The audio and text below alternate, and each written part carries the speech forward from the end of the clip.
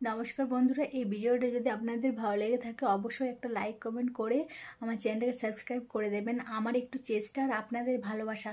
তো চলুন বন্ধুরা ভিডিওটা শুরু করি। মানুষ যখন নামী হয়ে যায় তখন যার জন্য সে নামী হলো সেটা ভুলে গেলে চরম অন্যায় করা হয়, পাপ করা হয়।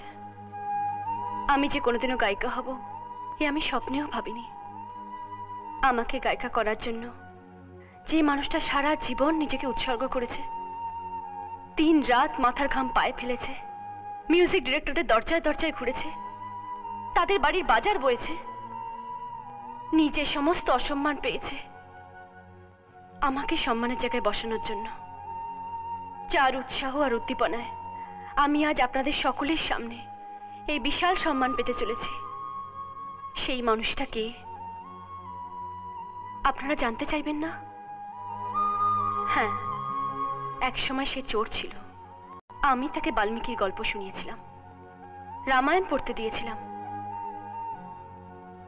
সে হয়তো বাল্মীকি হতে পারেনি, কিন্তু আজকে সে আমার কাছে রামচন্দ্র হয়েছে। আজ আমাকে আকাশের তারা করে দিয়ে সে দাঁড়িয়ে আছে অনেক নিচে আড়ালে, যাতে তারার আলো তার গায়ে একটুও না লাগে। আজকে আমার কাছে সবাই আছে, নেই শুধু সেই বন্ধু। এত কিছু পাওয়ার পরেও আমার মনে যে শূন্যতা আছে সেটা সেই বন্ধুত্বটা। আমার এই সম্মান পাওয়ার পেছনে যার অবদান সব থেকে বেশি, তার হাত থেকে পুরস্কার না পেলে এর কোনো মূল্যই নেই আমার কাছে। কে কে সেই লোক? আমি কি তার হাত থেকে পুরস্কার নিতে পারি? নিশ্চয়ই পারেন, কিন্তু কোথায় তিনি? জয়, জয়, তুমি শুনতে পাচ্ছ?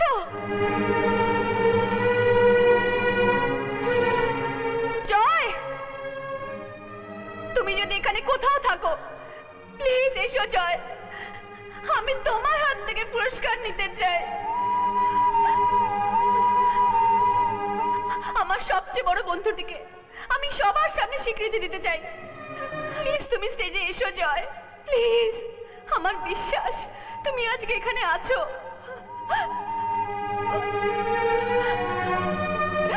প্লিজ জয়, তুমি স্টেজে এসো। আমি তোমার হাত থেকে পুরস্কার নেওয়ার জন্য অপেক্ষা করছি।